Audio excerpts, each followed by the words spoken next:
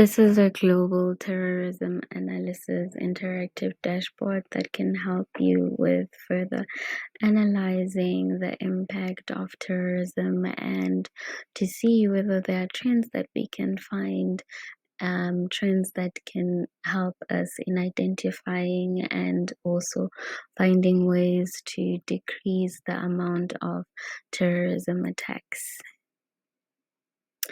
So first things first, we can see that we have year here. You can choose the year that you want to focus on.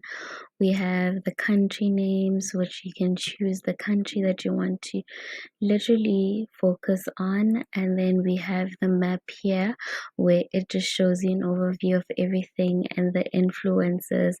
So the success rate, no, means they were not successful, and the yes means there was success. And then we can see the attacks per year, the success rate, the number of attacks, the region, count of attacks by month, weapon types, target types, and the target subtype. So we look at the overview. Let's first look at the attacks per year, and we can see in our line graph here that the peak is here, which is the highest, with like there's the highest number of attacks, which happened in 2014, and we can see that like it's from 2011 to 2014, that is the highest increase that we've had of number of attacks, which is a time period where we could use our interactive dashboard to focus on this during this time. So we look at 2014, we come to here and look at 2014, and then we can see with the count of attacks by month, we can see that most of the attacks happened in July, and we can compare this with the one for 2011.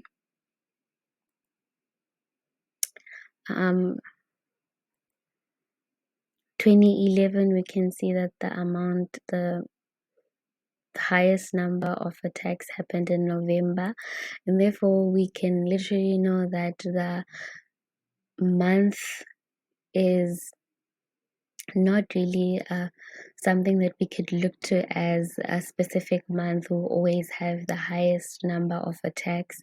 It differs from year to year, as we saw with 2014 and 2011. And then we go back to our 2014, and we can see that there's 16,903 number of attacks, while for 2011 it's 5,076. Obvious that 2014 would show the highest number of attacks, since we saw earlier on with our line graph where 2014 was the peak. And then we can see also with the attack type that the bombing / explosion attack type brings up the highest number, which is when we associate with the weapon type, also weapon type being explosives, showing the highest number of explosives. And then we look at the target type, we can see that the target was private citizens and property. And when we look at the subtype, we can see with the subtype that it was military personnel, soldiers, troops, officers, and forces. And we can further look at the ransom state being ransom no and ransom yes, ransom no having the highest. We can also choose to look at a country. Let's choose Argentina, and we can see with Argentina the attack type for Argentina in 2014 is facility / infrastructure attack only, so no other attack types, it's just this one attack type. And when we look at the weapon type, it's also just one, which is firearms. And when we look at the target, which they only had one target, which was government general.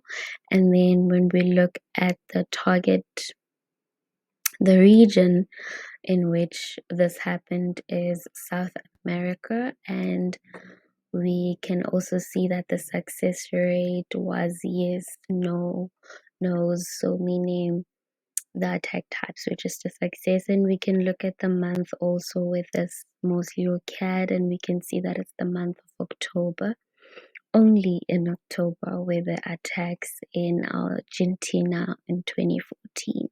So this is how you use your interactive dashboard to get more insights into the global terrorism, and this may help us in finding ways and solutions to decrease the number of terrorism attacks. Thank you.